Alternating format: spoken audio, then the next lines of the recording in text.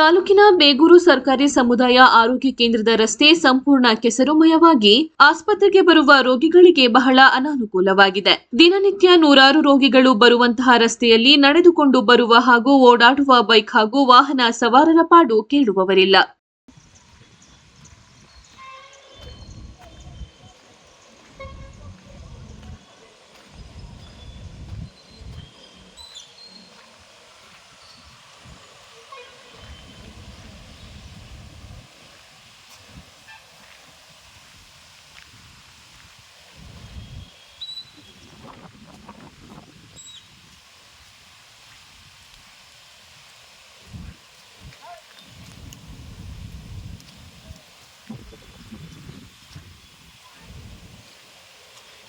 ಸಮುದಾಯ ಕೇಂದ್ರ ಬೇಗೂರಿಗೆ ಬರಲಿಕ್ಕೆ ಮೇನ್ ರೋಡಿಂದ ಒಳಗಡೆ ಬರಲಿಕ್ಕೆ ರಸ್ತೆ ಸರಿ ಇಲ್ಲ.